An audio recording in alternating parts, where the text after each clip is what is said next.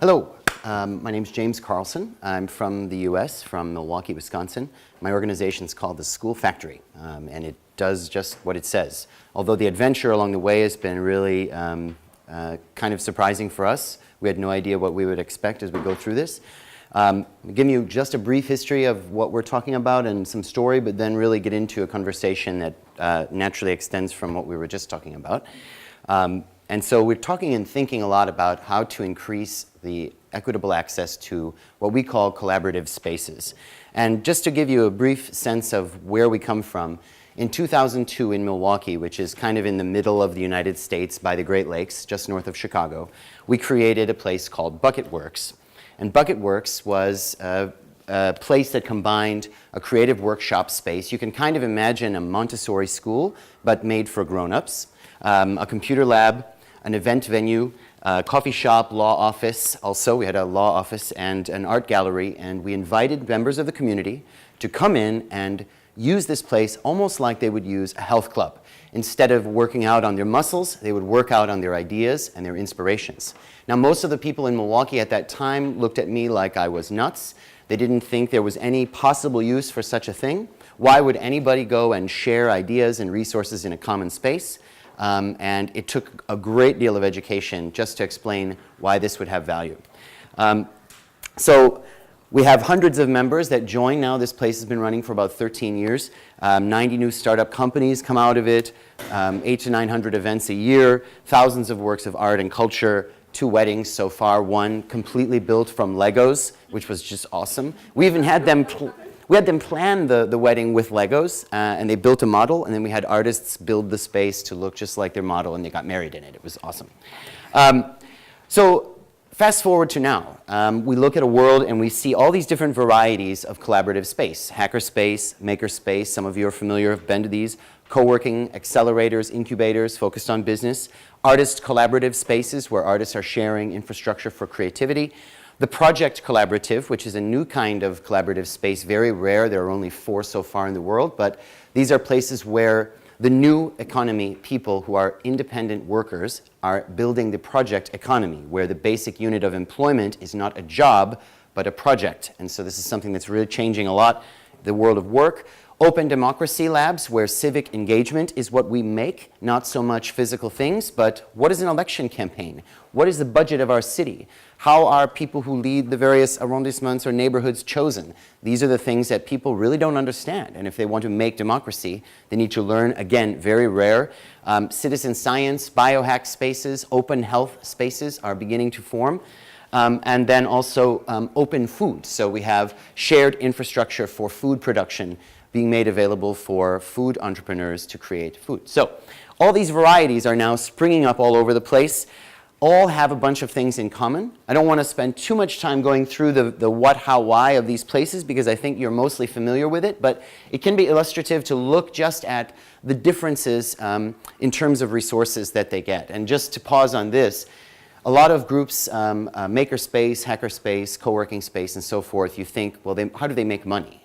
Mostly from membership fees. You know, you pay a monthly fee, you get access to the space. But also there are at least 9 other ways that we have been able to help these spaces identify and make money and generate resources. And notice on this list, taxes are not listed. So there is no support coming from usually a state or a civic authority or something like this. The spaces, as many of you have been, how many of you have been to like a hackerspace, makerspace type place? So some of you have been in all different kinds of rooms, classrooms, workshops, all that sort of thing. Infrastructures, chairs, tables, projectors, tools, 3D printers, and so on. How do they become active? This is where we start to get into the social dimension of these places. What is the community of people who use them? And if you look at this, you know, we see local businesses, freelancers, nonprofit, creative community, local government, startup, youth, school, family, words that are missing, hacker, maker. And I didn't put those words in for specific reasons because I think very few people in the whole world really identify themselves with those words. We look at what experiences are they having. So we see, you know, the picture in our heads of a bunch of folks working on a lab, building some stuff. We saw a lot of videos like this today. Unconferences, collective impact, meetups, co-working, team building, research. But why should these places exist? And this is a question that we've started asking ourselves a lot because we've been doing this for so long. We start wondering, like, why are we doing this? What's this for? What sort of things come out of having places like this? What we see is we see creative economy growth. We see neighborhood businesses getting stronger. We see greater transparency in a civic area between sectors of collaborators who usually not associate. And this is happening when the place is so open and so inclusive that it's pulling in all of these different groups, not just the makers, not just the hackers, but everyone who is in the community. And so we look at what's in common, and just over the first few years of our existence, we felt pretty lonely in the US. Then all of a sudden there's a massive explosion of hacker and maker spaces forming from 2007 on, all across the US. And so we band a bunch of them together and we create the Space Federation and start to share resources and give them things. We also write and publish the Make a Space Kit, which is a full project plan, about 400 steps that you have to go through with a team to create a collaborative space. Not a blueprint, a recipe, because you will mix up different ingredients depending on what community you are in and the needs of your community. Now, so these collaborative spaces have some challenges. The folks who use them tend to be somewhat homogeneous. You see people who look like me, white, male people, okay? Also, you see a certain economic level of success, because most of the time these places are used, at least in the US I speak for, people who have discretionary time and therefore discretionary income. They can afford to buy an Arduino. They can afford to buy a 3D printer filament and so on. They're not linked to community around them. When we work with the spaces, we say, listen, it's very important for you to look out the window. There are people around you that have no idea what you're doing in here. You need to see what their community is doing. Go look outside. And so those linkages are struggling. There's a focus on kind of individual transformation. I go there because I want to play with stuff and make things, which is a great purpose to extend yourself, but it doesn't continue as far as we might like to see it. There's also a tendency towards the engineering and science skill sets as opposed to the social, empathic, relational skill sets. Also, it's called a lab. It's called a hack. Who goes to those places? If you're an artist, do you go to a lab? If you are a hacker, do you go to a studio? The names we choose have a big effect on who feels welcome to come to these folks, to these places. So now we look at schools, and our mission is really to build the next system of schools. That's what we're trying to do. Schools also disconnected from communities. I found it inspiring that examples from today of learning happening in a school where the problem, the challenge for the students comes from the community outside of it. Every community can go to a school and say, here's what we need in the future. Can you get the students to do their projects and learning based on the needs of this actual community in which the school is located? What a great idea. Direct instruction, passive learning, linear approach, silo approach to subjects. Also great quantities of them. We have 98,000 public schools in the US alone. If we have 500 collaborative spaces, we have a long way to go. We have 44,000 libraries, again, long way to go. Only fractions of these tiny, under hundreds of these, have collaborative spaces, spaces of possibility inside of the school or inside of the library today. So we have a long, long curve. And we see some schools, like I mentioned, are doing some of these things. They're putting a makerspace in a classroom or making a part of the school into a collaborative space. But, as you can imagine, only a small number of the students in the school are allowed to go into that special room. You have to be a certain level of performance, perhaps. You have to have certain abilities and interests and so on. And so it's a good start, but it's not everyone, it's not everywhere. And also, just a few of the teachers are able to go into these places and do learning. As you say earlier today in India, you know, the fourth bullet of the problems was the teacher who can use this new methodology of project learning to find the alignment with the standards and the curriculum inside the projects, inside the dynamism of creativity. So we're really trying to see how can we make these collaborative spaces into the schools of the future. And to answer this, we see some really good examples where there are collaborative spaces that are independent community efforts who go out and work with schools to bring some of this project learning into the schools, or really to rescue the teachers out of the school, take them away to a place where they can be free to actually explore and create. oftentimes putting the teacher back in the hot seat as a learner so that they become reacquainted again with what it is like to be the learner. So some really good examples, but this is where we get into the sort of hard part of the conversation, because the most important part of the CRE, of the school, of the hack space, of the Fab Lab, is the door. The door is the most important piece of technology in all of these places. It's strange to think of this, but we look at the door, and what does the door do? We have people outside who are in a particular state. They go into the door, they go through some transition, and then they are inside. But right now, the door is just one thickness of door. I walk through, and I'm in. I don't know what to do. Maybe I've never been to a Fab Lab before. I've never even heard of this concept of a 3D printer before. And I walk into this environment, and what am I thinking? What happens to me in that moment? And what do I bring with me? When we look at the person who is outside of this, they are not familiar with collaboration as a practice of learning. If you collaborate in school, you are punished for cheating and sharing information with other people. If you make a mistake, you're punished as well. Failure is something we celebrate in the CRE, right, of course, and in these other places, but not inside of schools. Not self-identifying as a creative person, maybe not given permission to be creative, not familiar with participating in a collaborative environment. What is the invitation? How do we lure people into these places without them knowing what's going to happen? Because I think they would bring a lot of fear in if we tell them. At Bucketworks, we would talk a lot about what we would be doing, but we would not use words like art, technology, leadership, hacking.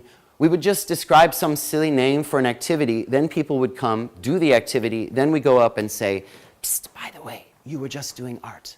"I was? Wait a minute, I can't do that, I'm not creative." "Yes, actually, you're creative, it's okay." It just kind of had to let people get used to these ideas. So there's some process. We need to thicken the door, like the airlock on a spaceship, where you go through and something is changing about you.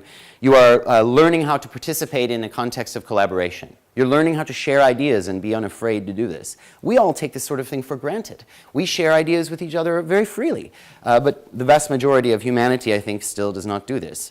Practicing experimentation and failure. What is a good basic way to fail almost deliberately so that you can be okay with failure and learn from it? Direction of your own learning. How do you set the direction? We ask a lot of folks when they come and join the space, and we work right now actually on building the Make a Member kit, so we can think of this social facilitation. But when you interview someone who comes to a place like the CRE or a makerspace, what questions can you ask them so that they look into themselves and think about what they want to learn, and they think about what they're curious about?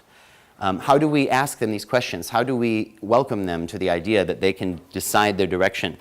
And then the social interaction.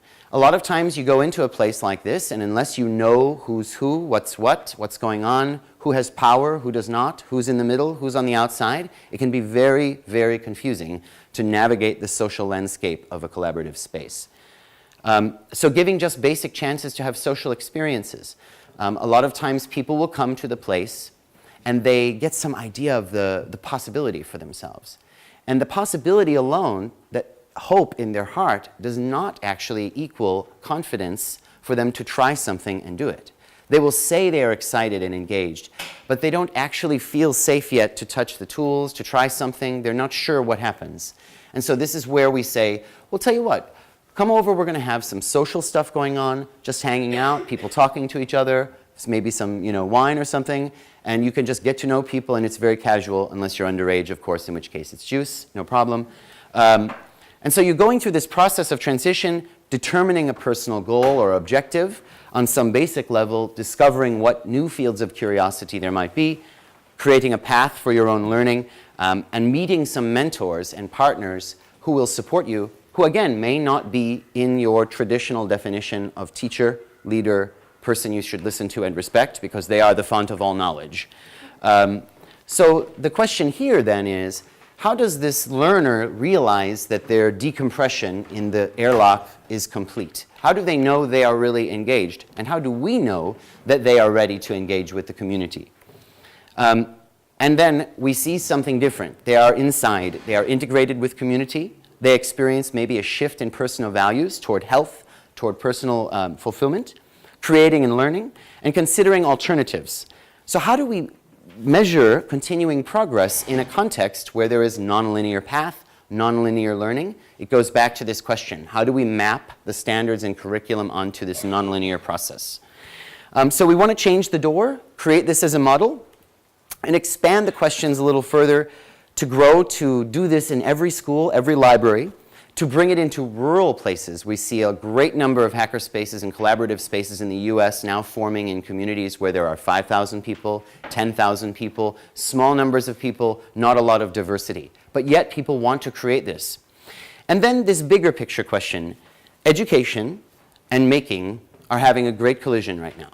This is fantastic. This is what we want. We want hands-on, we want DIY. But there is another circle, economy, and the economy circle is talking about language you recognize: STEM, STEAM, startups, economic development, citizen engagement, better democracy.